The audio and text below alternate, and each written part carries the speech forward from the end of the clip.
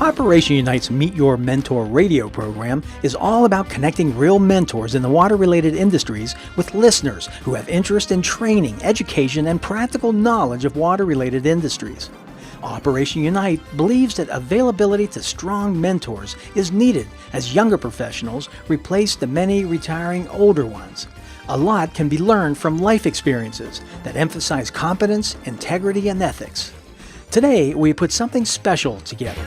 The American Institute of Professional Geologists, AIPG, and Operation Unite scheduled a conversation via telephone conference call for all AIPG members and interested students across the country. Thanks for streaming this podcast. Let's not wait any longer. It's time to step into the conversation. All right, well, basically the conversations that we're going to have will be led by myself and also Rob. I'm a registered geologist, hydrogeologist, and founder of Operation Unite. Rob is an engineering geologist, lots of groundwater cleanup projects, hazardous studies, mining jobs, been around the block quite a bit. All of us are AIPG members, and we highly recommend to everybody who's attending this conference call that if you are not a member, become a member. If you're a student, it's free, and if you are a young professional, it's, I believe, $65, and a little about double that, I think, if you are as seasoned as Matt Sweet is. So anyhow, make sure you join up on AIPG and be a part of all the activities that AIPG offers. We have a very special hello to our friends and professors and students down at in India at Swami Ramnath Tirtha University. That's located in Nanded, India. Jim and I spent 6 weeks over there teaching hydrogeology and also conducting some seminars. And a very enthusiastic group. They are new to AIPG. We're happy to have them along as well. We don't have a lot of time today, so we do want this to be interactive. Lots of questions, I understand, so we want to answer all of those. It's all about sharing today. And we have divided this time we have together into 4 parts. The parts are getting leads, attending meetings, introducing yourself, that's one. Resume writing, telephone interviews, and then just a short amount of time left over, we talk about office interviews. We're going to move right along here. Let's start off with, Rob, you have quite a successful business, so when we're talking about getting leads, attending meetings, introducing yourself, the networking part, what do you see as important in accomplishing that successfully? I think the best way to be successful is to be yourself, to express your knowledge, confidence, people skills, being able to talk to folks. I mean, you can have I saw this in school a lot, where you have kids that would get straight A's in everything and then try to meet somebody and it was like, it didn't work. I mean, that's not somebody wants to hire. So skills, not just your skills in science and math, but also your skills in how to talk to people is huge. And being able to write well, that's another one that's not taught well in schools right now, but writing should be a huge thing. So, and that really does develop as you move along in your field of choice. I mean, having a head start doesn't hurt either. Yeah, that's true. As far as the hands-on networking part, what I'd suggest is when you go into a meeting, let's say you want to attend the National Groundwater Association meeting or an AIPG meeting, decide what you want to accomplish as far as contacts go. Set a goal for yourself. Maybe that's 5 contacts within a certain type of, maybe geophysics might be the topic, and you want to go hunt down 5 people to do that sort of thing. Establish that sort of goal, and then go after it. Go out there, meet everybody, find out who is doing that type of work, and get their business card. Make sure you get that card. Talk to them only a few minutes. You don't want to do anything more than find out who they are, the job potential, and the phone number so you can give them a jingle. On a practical sense, that's what you want to do, and no more than that. You want to keep moving on. So you can be with your friends after the meeting. So you're there to meet people, new people, to find a job. Now, Rob, what about the behavior, your demeanor at a professional meeting? How should that shake out?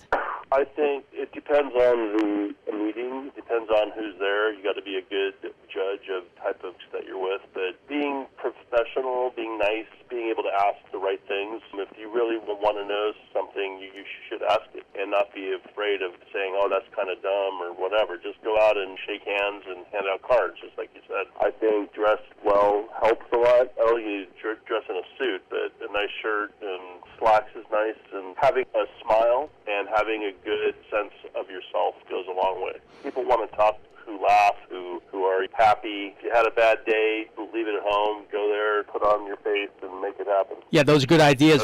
A firm handshake says a lot, too. When you look at somebody, shake their hand, look at them right in their eyes. If that's too difficult to do, then look at their nose.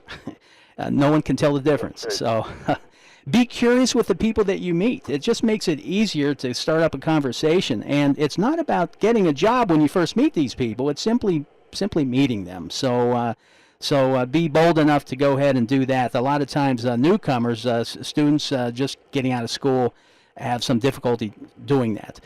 Grab their business card, give them one of your own. You can always make some business cards of your own just with your address and phone number and your email on it, so that they have an easy way of getting a hold of you. And then lastly, what I do and what has been helpful is, when you meet people and you ask for their business card, write immediately after, write on the back of that card where you met them and any impression that you have on your conversation with them.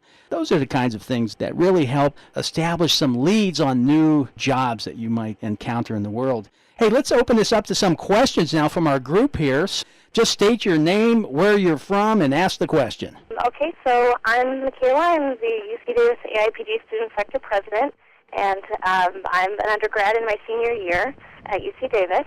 And my first question, which I'll keep to just the one for now, is in regards to preliminary connections prior to submitting a resume that are inappropriate to ask. So let's say that you are given contact information to submit a resume, and you submit the resume the right way, but before you do that, you send an email just to connect with the person who's hiring, and just to kind of get to know that person or let them know that you're interested in the position without overstepping your bounds. What questions would not be appropriate to ask that person in an email before you submit your resume? Rob, what do you think of that? Well, that's a good question. I think if your gut says don't do it, you don't. I think if you have to ask if it's okay, it's probably not. I think when you discuss money, don't talk about money when you're sending out an email or you want to ask something. You want to come off as somebody who wants to work, who's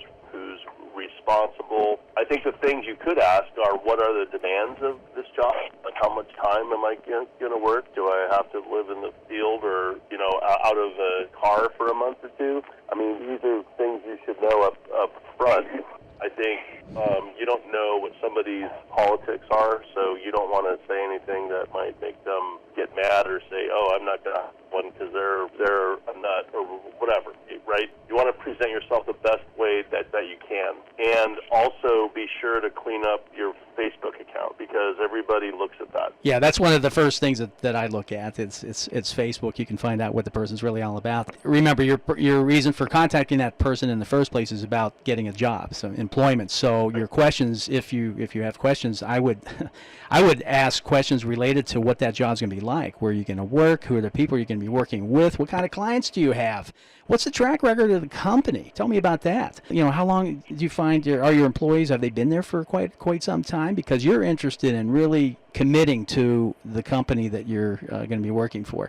These are the kinds of things that I know, Rob, I think you feel the same way, and I certainly do, that I would want somebody projecting those kinds of comments and questions to me. Right. That's how you score points. So, okay. Right, because when you say those things, it shows them that you care, that you want to work. Fortunately, a lot of the millennials out there right now, which is not fair, but they have this idea that, they just want to stay home and not do anything. And I mean, you want to stand out as somebody who wants a job, wants to do something. If you have won any awards or anything, say that. Bring that out. You want to show your best self. And GPA, saying your GPA, if it's good, sure. If it's not, don't. Nobody cares that they don't. I mean, it's not bad that they want somebody who's good. That's just my 2 cents. What do you think, Steve? I would somewhat, at least over the telephone, limit or emails, limit your questions. Don't ask too many, because you want to be eyeball to eyeball with that person. You don't want to just do all the contacts and connections via emails back and forth. You want to be shaking their hand and right in front of them. Does that answer your question? Yes, it does. Thank you very much, guys. All right, let's hear from someone else. And one other thing, if you are not speaking, put your phones on mute, because we can hear all all the other noises in the room. All of us can hear that. So, okay, ask more questions. We're here for you guys. Yes, hello. This is Maureen Redmond from Sonoma State University. Hey, how are you? My question is, when is the best time for graduating students to apply for entry-level geology positions? For example, is several months before graduation too early? What I say is it's never too early. Start developing the contacts for, as early as possible, and even the summer before the summer that you want to be working. So, broaden your contacts, people you know. If you want to work in the summertime, as I did in school with U.S. Geological Survey, then just start talking to some of those people and go down there and visit with them. Rob, what about you? I totally agree with you. I think it makes tons of sense. Yeah. Okay. Does that answer your question? Yes, it does. Thank you very much. All right. I noticed there's another question here. I believe it came from the Sonoma State University students. Let's see. If students receive the Geologist in Training certification, would it be beneficial to include that in a job interview or resume? Well, Rob, I would say absolutely. What do you think? Yes. You want to include all the things that make you look good. So, yes, I would agree with that. Yeah, and it shows initiative. You stand out over the crowd. So anything that you've accomplished that demonstrates your ability to work with people, your technical expertise, your confidence, your incentives, that type of thing. You want to get that on paper if you can. Those are considered analytics. Last question here I have from Sonoma State University is, what is the best way to negotiate and discuss salary for an entry-level geology position for recent college graduates if it comes up in a job meeting? Rob? That's a hard one. Well, you can be what you want to make or what you need to make to live on, and just stick to your guns and say that. I would wait for the opportune time when they talk about it. When they talk about money, I would just throw out, like, this is this is how much I would be willing to work for. I think that shows that you've thought about it, because if you say, well, how much do you think I'm worth, it means you don't care about yourself as much, and they're going to pay you less. So have an idea of how much you need to make, and time is.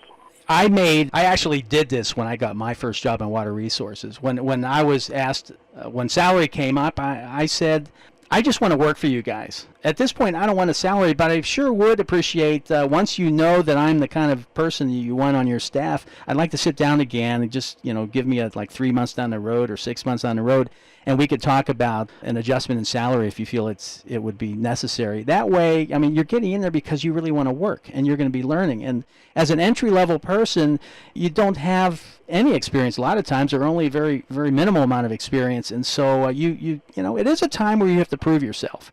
And you won't be rewarded necessarily with money up front, but it will come up very quickly as people see the value that you have. And if that doesn't happen for some reason, as far as having salary increases, there are a lot of other companies that would recognize that as you go into your next level of search for employment, and things will work out. So I wouldn't be too concerned about money when you come straight out of school. Let's go ahead and step into resume writing. So we talked about having some sort of networking approach that you've put together, and now you have some hot leads. So now what? What do you do? When you start talking about resume writing, there's some rewriting workflow that needs to happen. You need to really look at the opportunity that's shown itself, whether it came through LinkedIn on the internet, or because a friend told you about it, or maybe an employer, a potential employer actually called you up. Look and understand what that job opportunity actually is, and really be honest with yourself. Sometimes we'd love to be the most fantastic groundwater modeler there ever was, but you know what? We're not quite there yet. We need some more experience. So we're not going to do that. Be honest with yourself. Is the job really right for you or not? Think about that. And then look at the range of salary possibilities if it has been put out there in the world, and see if your financial obligations that you have on a monthly basis can be met with that salary, because you'll know right away if you should go after that job or not. Then search out the company. Look up everything you can possibly look up about that company. In fact, we're going to probably hear about this from Matt Sweet, I suppose, in New Jersey.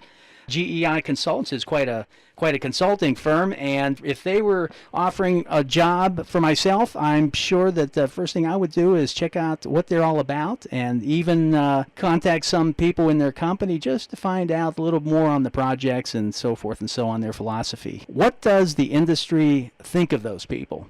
You probably want to look at that too. If people are just excited about working for a company, then chances are you'll have a good experience if you are fortunate enough to be employed by that company. Read the president's message if you want some philosophical grounding as to what they're all about. That's a great way to go. Rob, anything to add to that? I think you hit it all on the head. I think do the research of company. Go to glassdoor.com is a great place to read about people who work there. Do they love their job? Do they hate their job? Do they, there's a lot of things you can find online that I'm sure all of you know more than me. But anyway, yeah, no, that's good. Now, any questions that you guys have out there on what pre-writing workflow you might want to consider? Hi, Steve. Can we still ask questions about the interview process? Yeah, go ahead. Yeah, you can do that. Go ahead. What's your question? Well, mine was different, but in regards to people that are leaving and preparing their job search, I understand some will be asking for examinations or certifications such as GIT. Would there be any that you would recommend looking at trying to obtain, like PASWAPR or GIT or any other kind of examinations that? Say that GIT is really good. Has a Whopper is expensive, and I would not do that unless you're really desperate to get a job. People will pay for you to go get trained. That's the law. They have to pay your way for that week. I think if you can get your certification, your training first, that's awesome. That means you're on your way to get your license in a few years. Yeah, I would do that. Yeah, I would agree with that. I mean, the more credentials you can have when you step into a serious interview, the better. It just puts you in a better light than everyone else. If others aren't willing to do certain things and you are, well, guess what? You just stand out in front of everyone else. That's a good thing. So, all right, another question. This is Lee Hughes, an undergraduate student from Sonoma State University, and my question was, what do you recommend for things like the cover letter that you can do to stand out from the other applicants? Well, here's one thing that I would do, one small thing. Read the president's message of the company and look at the philosophy that they stand on when they do all their work. So it's the general statement of where they're coming from. And then really sit with that. And then based on that philosophical viewpoint, write down in that cover letter in that first paragraph exactly why you want to work for them. Okay? It's honest. It's pointed towards the philosophical position that they desire, and most people don't do this. Rob? Thank you. That makes sense. It's a good tip. You want to add to that? I would agree with that. I would also tailor it to kind of express who you are. Don't make it long, but make it about you and about how you think your qualities would merge with them. People who want staff, they want to make sure they work well with the team. If you're not a fit in the team, you're not going to last. So you need to know that. A lot of times when we receive these resumes in the mail with the cover letter, we look at the cover letter, and if it's pretty dry stuff, it gets thrown away. We don't look at it. We don't. Sometimes we don't even get to the resume necessarily. So you want to have your biggest selling points in that cover letter, the biggest ones that are related to that particular job. So make sure you do that. It does not have to be, and preferably you don't want it to be a long one. Bullets probably would work, but I would just have very short paragraphs and not very many of them. All right, well, I will move to the next part, which is the actual the resume writing part. The objective needs to be customized, and so in order to do that, you need to understand the company and both and also the position, the employment position that they're looking for, and tailor your objective to that. As far as education versus experience, going first, what's your strongest position? I mean, are you, if you're fresh out of school, you probably mostly have education. But if you had a summer job that was spot on as far as the type of employment that you're seeking, then that needs to be up front. Also, you need to put that up there. So again, the most important stuff that's going to sell you want to have first on that resume. Rob? I would totally agree with that. There used to be when you come on for your first job, you don't want to have a 5-page resume. You want something that's short, concise, what you're looking at, what you want, why you want the job, kind of a summary of your skills, just really bullet point. And then I always like people who at the end write hobbies or some interests, or if you volunteer, something like that. That adds that little spark that maybe somebody else doesn't have. And that may be part of the reason they want you there, because maybe the guy who runs the company volunteers for the same place or whatever, those go a long way. Those small things. It's always about the small things. The big things, like you get in a car wreck, it's bad, sad, but, it's fine. You drop something, it breaks on the floor, you go nuts, right? I mean, it's always the small stuff. So, as far as these days, what seems to be very useful for a potential employer to look at are things that would be considered analytics. So if you have some sort of measurable analytics of your successes on some project. Let's say you were responsible for for creating 200 thin sections on a project, and those thin sections were very important for that project. Then that would be considered a type of analytic. And so you can come up by thinking about what you accomplished on the various projects or studies that had papers that you submitted that were substantial, and pull analytics from that. That's quite useful to use. I had a question, actually, in regards to another resume writing question. Some government jobs, most of them do actually have a specific form to fill out, and they make the resume an optional thing. So you can submit it, but you don't have to. Do you still submit it anyway, just in case? Do you submit a cover letter with it in that circumstance? How would you approach that? I don't know about you, Rob. I submit it anyway. They can. It's the same material. I would submit it anyway.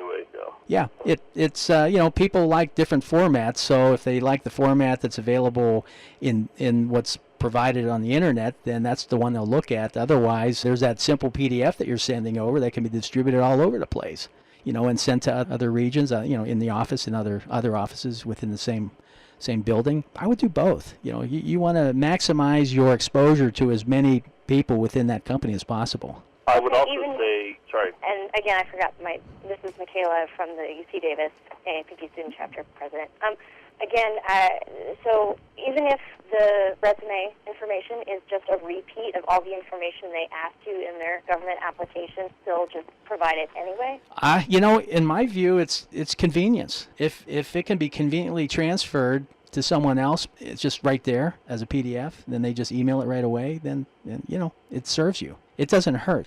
At the same time, companies have these things on the internet for a reason, so they can internally move things around. I don't know. I just tend to go towards what will give maximum circulation of me with that company and those that people know about within that company and outside that company. Okay. I would say you'll be surprised at when maybe you have an opportunity to work somewhere else and they want a resume. It's already done, right? Yeah, that's right. It's already finished, and it's conveniently in their hand as you speak and as they speak, and so you move along in the process a lot further. Did any of you bring your resumes with you? Do you have any specific questions related to your personal resumes? I mean, I do have a comment.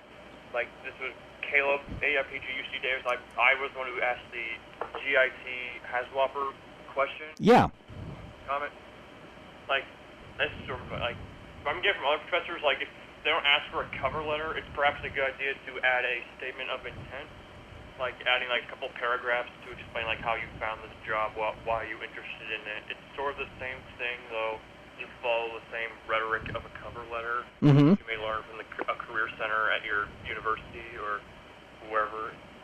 I don't know how you two would think if that's really the best idea, though? That's something I've heard from other professors. I think it's a fine idea. Whatever mode of communication is desired by the potential employer, that's how you want to project it. So if they're asking for it in that mode, then I would provide it in that way, in that structure. And it's like you send it anyway, even if they don't ask for it, because generally it's more of an unofficial thing. Though from what I hear, it's useful for helping you stand out when they're fishing through resumes or CVs. Well, Rob, I agree with that, but there's.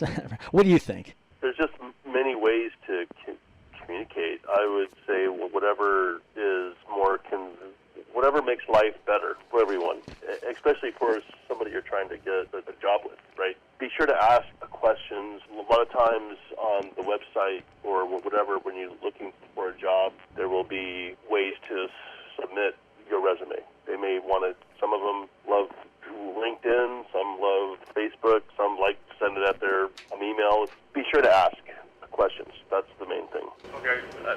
Right. Thank you for clearing that up. Okay. Any other questions? Hello, this is Lee Hughes again from Sonoma State. Yeah, Lee. And I had a quick question. And so say if you are a student with that limited work experience, how would you do things like, say, phone calls to make yourself stand out even though you have limited work experience? Well, first of all, when are you graduating? I'm graduating in about another year, and a little bit of research, but mostly field work. Okay, then you have 12 months to do interesting things that will help your employment. That's what I would say for starters. Think about it from now, and seek some positions, even if they're volunteer positions with the Friends of Deer Creek or some organizations doing both field work or some writing. Get some experience so you have things to talk about with this future employer when you're first looking for your first job. I think that's a great thing to find out about, because a lot of young people that get out of school, they want to bump up their resume to be more than it is, because they want to act like they did all this stuff. A lot of companies that are going to hire you, they call people right out of school fresh meat, because they can throw them out on a job, pay you a good wage, but bill twice, 3 times more, right? So know to them, like, hey, I've got some experience, but I want to work, I want to learn, I want a job. And if you say those things, they know, somebody that can work. And that's what they want. They don't want somebody who, that job's too hard for me, or I went to college, I'm above that. Never go there. Don't be ashamed of if you don't have any work. We all didn't have work experience when we started. Yeah, that's how we start. I think I would accentuate the fact that you are very teachable. When you come on board green, you haven't done this stuff before, then your slate is clean. You will learn whatever it is that they put in front of you. You're very teachable, and by being teachable, they will teach you those things that are billable. And if you are billable because you know how to log a hole or whatever, a boring, as an example, then suddenly you're making money for that company, or you're providing a real service of quality for that research agency.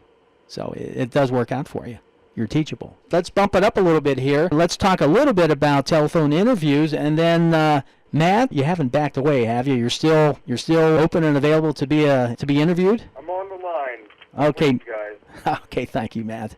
The best way to learn these things is by example, and that's why we're going to do one of these things in our conference call here. We're going to try we're on the telephone right now, so we are going to do a telephone interview. Now, if this is happening in real life for you, then what we would suggest is that you pick a surrounding that you're comfortable with when you're doing this with a possible employer. So if it's at your home, sitting in your chair in front of your desk, then that's where you do it. If it's in the living room, what I would suggest is when you do it, pick a surroundings that will support you in the standing position, not the sitting position.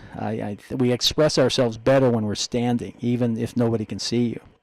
We're all using cell phones these days. Well, wouldn't it be terrible when you're giving your most important statement and suddenly your battery dies on your phone? Not a good thing. Make sure your battery's charged up. Hands-free on a telephone. If you can do it, because you're expressive with your hands, as I am right now as I'm speaking to you.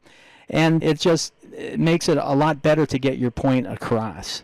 You want to prepare for your interview, anticipate some of the questions that they might ask you, and have those answers in front of you, written out, so that if you need to, you can glance at them, and that'll help you out. And of course, you're going to have questions as well. Write those questions down before this telephone interview.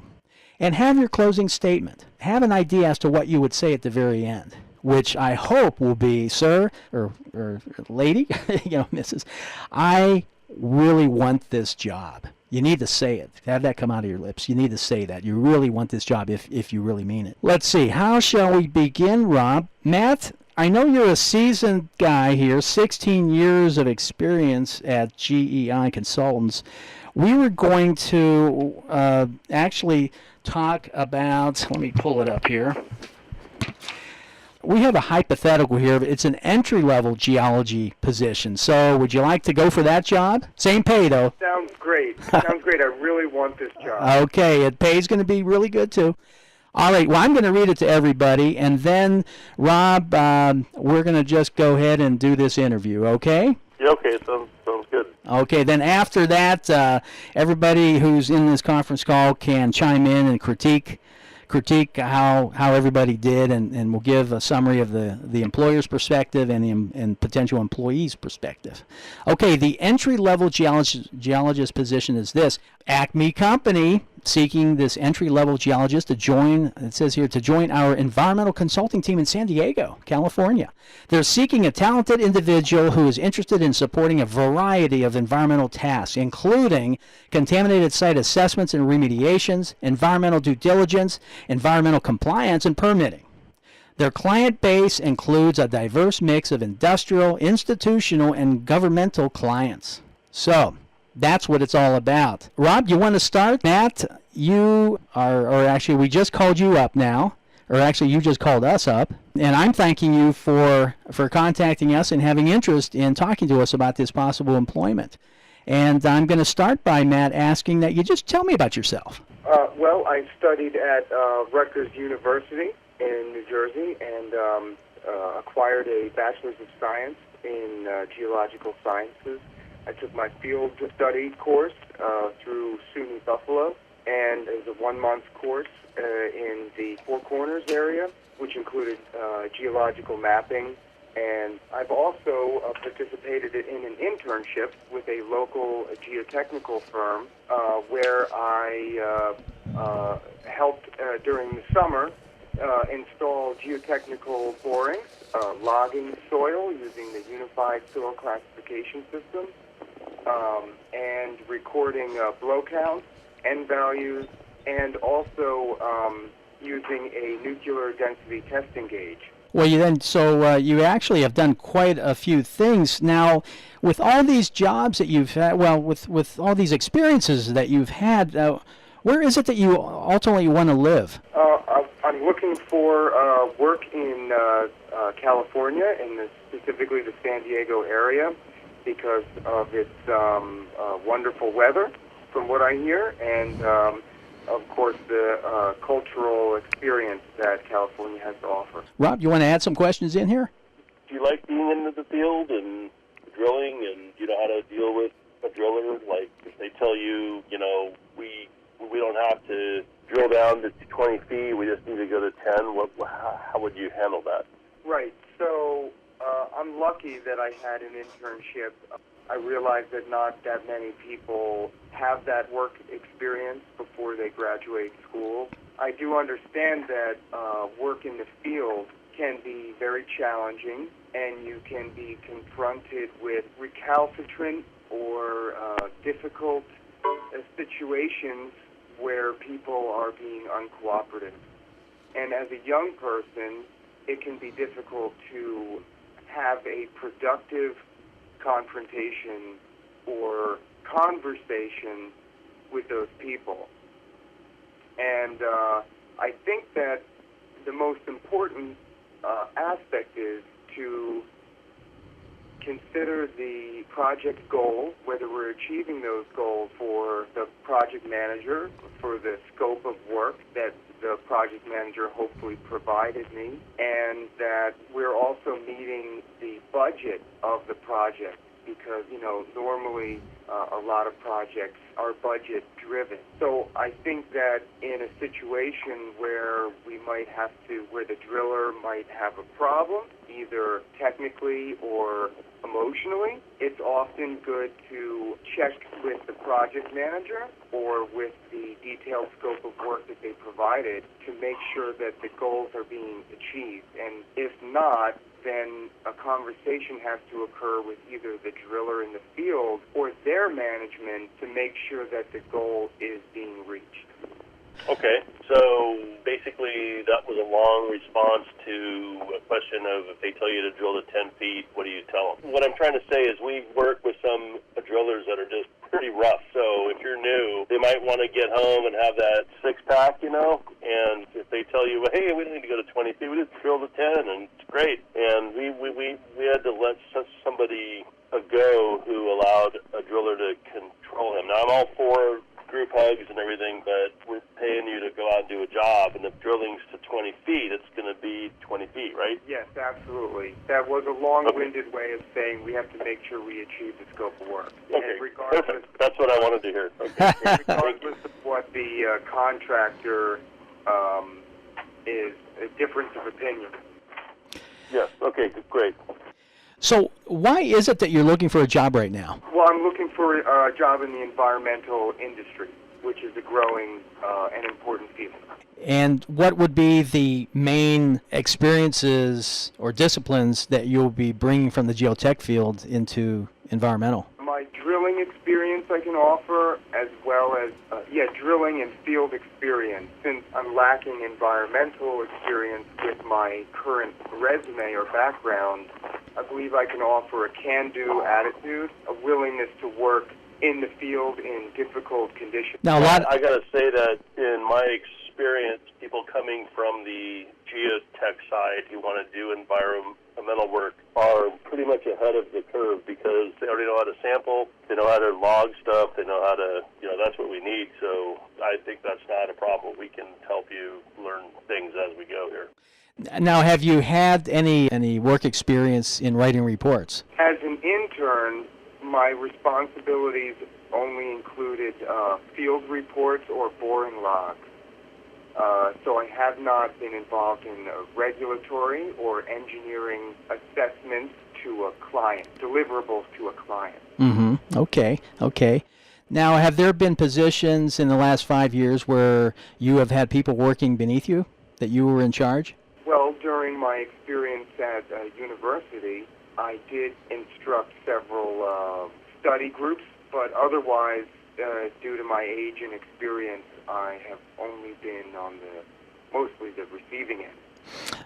Okay. And what would you say your greatest accomplishment has been so far professionally? I think that my greatest strength that I have to offer is my work ethic and willingness to do various tasks in the field. So are you talking about multitasking? Are you talking about running 2 drill rigs at the same time? What do you mean? No, I think just putting in the hours and successfully completing field investigation, which is a good start for a junior staff level professional. All right, getting a little bit introspective here. Think back and tell us a short story, not a long story. Tell us a short story of a challenge that you were able to overcome, to solve. One challenge that I can think of is during my internship experience, I had to drive into Queens, New York for the first time, which was a difficult experience because some might call me a country bumpkin. So I had to drive into Queens, which I'd never been to before, meet with a driller while it was pouring rain, and continue a drilling operation that had started a day or two before under somebody else's management. So I had to jump into the middle of an ongoing investigation, get up to speed with the contractor as well as the program and scope of work, and in complete installation of several 100-foot geotechnical boring, and I managed to do that successfully without getting into a car accident. All right. So basically, you took on that responsibility, and you still have a safe record, which is good. Okay. That's right. No health and safety incidents either. Okay. Good. The last question I have, we are running short on time here, is so Matt, tell me, what makes you tick? What are you all about? And make it short. What are you all about? What makes you tick? Well, I think that I am a hard worker. I think that's given me a lot of the opportunities that I've had as a young person, either with school and doing school work, getting good grades, pursuing field geology course that I am happy with, and getting an internship. I think I'm driven, and I like difficult circumstances. You know, some of my hobbies are like mountain biking and martial arts, so I'm up for a challenge, and I think that's my greatest strength. Oh, I like martial arts too and mountain biking. Hey, that's great. Maybe if I get the job, which I am very excited for, we could talk more about that. Okay. Rob, do you have any last question you want to ask? When you move out to California here, how long will it take you, and are you looking for any costs to relocate you? That is excellent question. Relocation is a complicated process, and I've discussed this or done some research on it, and one, advantageous or condition that gives me a little bit greater understanding is that because I live in the New York and Philadelphia metro area, I'm aware of a high cost of living environment, which I understand California is. I have to manage those costs. But as a young person, I don't have a lot to bring with me, so it's a matter of finding a job, like this one we're discussing on the phone, and finding a place to live. Gotcha. Okay, well, if we might be willing to share some of this cost with you, but we got to talk about when we have our next interview. We need to talk about money and stuff, and I want you to think about that. We'll get to that next time.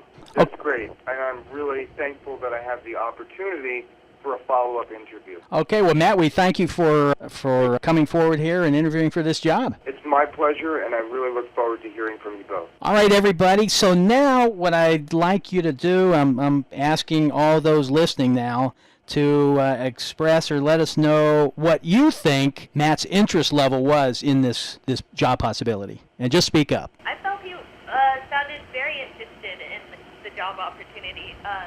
This is Minda from the UC Davis AIPG student chapter, by the way. Mm-hmm. Okay, great. I thought it was rather good, but definitely in things like the upfront cost, I think trying to show that you have savings saved up so you can make the move yourself, and maybe having the option for a reimbursement later, or just the prevalence of negative terms like lacking or not having was rather high. Try and use positive terms for yourself, maybe. Okay. Did Matt seem to know much about this company? Of course, that's probably not a fair question because there is the Acme. Is there an Acme environmental company, Rob? I don't think there is. What about the personality, the demeanor of Matt? Yeah, I thought his interest was pretty high in the job position. Okay, good. And so you feel that he would probably fit into a workforce that one would find in this type of firm? I think he would. I think he would fit in. Well, now what about you? Would you work with this guy? Would you want to work with Matt? Sounds like he has some good experience. Yeah. I mean, you want to make those associations with people that you feel have the good experience. It will rub off. Make sure it is good experience, however. What about the level of professionalism, you guys? Pretty professional. I mean, I'm always feeling awkward when you bring up just personal stuff like martial arts, I mean, it's like, what if you take down your employer or something, your new boss? Okay, well, I mean, it's a different way. It's a way of describing what makes that person tick. There are a lot of good attributes of those that study martial arts, as well as the beat 'em up stuff that we hear about. Again, go ahead. Sorry, this is Michaela from UC Davis student chapter of AIPG. Hi. So I didn't get to hear as many questions from him. I was, as a person who's being interviewed, you have the opportunity to ask questions too, and it's good to make sure that you have those questions ready to go for the interview and give yourself some time to ask them if you can. Usually an interviewer will give you that time to ask a question, so make sure you have those questions prepared, the ones that are most pertinent to you, so that you can deal with those later, whatever those questions may be, so you have answers to those very important questions that you wouldn't get just because they ask you questions. They won't always know what questions you need to ask.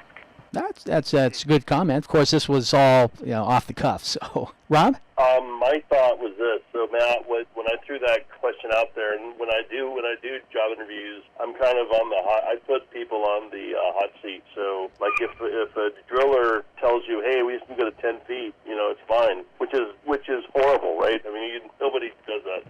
My question to you got you really flustered, and you went a long way. I think you need to get sure yourself before you go in a job interview. If they throw a question at you, kind of nod, breathe a little bit, and say, "Wow, that's interesting." Like you actually hire guys who tell you what to do. I mean, something like that, because that shows, wow, this kid's smart and he's got a wit about him, and that's good. Don't be afraid to like you said to ask questions. I mean, you should be putting us on the interview too, and I think that's very true. I was trying to ask things that were more reflective of the person. And in that, what I noticed is work ethic is very high, and very articulated when discussing things, and it's also, and I would agree with Rob on this, we always want to distill down our responses to those pieces that really answer the question. And then if it looks like an eyebrow has been raised, then add some more details to it based on that. So kind of flip it there. Seems to be very interested in working with other people, and also seems to like challenges, not afraid of challenges at all. And because you're involved in martial arts and mountain biking, you're in good shape. When we're in the field, I mean, at least when I've been in the field, especially when I was in my younger years, I'd pick up the drill stem too. I'd help out the guys on the rig. You're establishing good rapport with these guys, and at the same time, I'm getting my job done. But sometimes I'll bring well, at least in those days, we used to take donuts to the site. Don't do that anymore. But you're in good shape, and that is really quite useful when you're a field person as a geologist on a job. Now, Rob, you were more. It seemed like the questions you were asking were more practical as far as on the job, and as far as let's get down to brass tacks here on what you want. Well, the funny thing is with Matt, I want to agree with you. Like being into the martial arts and liking to bike shows that you don't have a slave kind of mindset, which is great. I mean, some companies want to hire guys as slaves or people as slaves to do whatever they want. I would not recommend working there. So right off the bat, you're a confident guy. You have all these things that are great. And I think in the back of my mind, even though I was pushing you in kind of the hot seat, I was like, wow, this guy knows a martial arts. He's got probably pretty confident and not worried about taking on jobs and stuff like that. That goes a long way. So I would definitely bring that up in the interview when you have one. All right. Well, hey, Matt, I want to thank you for participating in this interview as you did. It's all kind of off the cuff here, and you really did well. I think we brought out some really great points. I mean, an hour to discuss all these different things on getting a job. We never really got into the office interview yet, but it's kind of hard to over the telephone. But I hope the listeners here are walking away with some valuable ideas. And I know we've somewhat repeated ourselves, Michaela, for you guys, because we do this every year. But it's good to hear it more than once. So, Rob, say something. What's some wisdom that you want people to take from this? The wisdom I would be is just to be you, be yourself. If you're not confident in somebody, find a way to read some books, get some self-help. If you And I know that sounds kind of funny because, we're in school to learn how to do rocks and how to get a job, but if you're not a full somebody when you get a job, things will come up that you won't understand or know how to react to people at work. Main thing is you have to be able to get along with everybody and be a solution, not a problem. That's my take. Any other comments or questions from the listeners? Just one for the phone interviews. When I did my phone interview, when we had it on, Remember it well. those interviews went really well. But one thing that I felt was really important is that if you're doing a phone interview, be in a place that makes you feel confident and comfortable, so that you don't feel that you're at odds with the environment around you while you're also at odds with the person on the phone. Not so much because you disagree, but because you have to present yourself as very smart, a positive employee and a benefit to their company. So that makes you feel like you would be a benefit to them. Very good point. Great. Yeah, thanks, Michaela. Great idea. Thank you. The way we did it, for the listeners here, the way we did this at UC Davis is there's a large window in the conference room we were sitting. So we asked Michaela to go outside and stand outside in front of that window and pull out her phone and give us a jingle on one of our phones. And so she does a great moonwalk, doesn't she, Rob, out there? She was really comfortable out there. Yeah. So that way we could see the body language at the same time we were asking questions. Of course, that was a telephone interview at the time, but you really can yield a lot of good information on comfort level and where she was coming from, and she did quite well when we did that. Yep. The opportunities like this particular conference call, I didn't have at all coming out of school or even afterwards. And Rob, I don't know, was your experience the same? Mine was rough. They were throwing me under the bus until I said I was in Scouts, and then they perked up, and the boss of the company I worked for then, he was a Scout master, and so he said, did you go all the way? I said, yes, I did. I got my Eagle Scout. He's like, awesome, and it just changed the whole thing. It was like right then we connected, and then it was great. So those small things, like I said, those small things you don't think mean anything, they mean a lot. Yeah, it showed who you are. It showed longevity. It showed a lot of positive attributes there.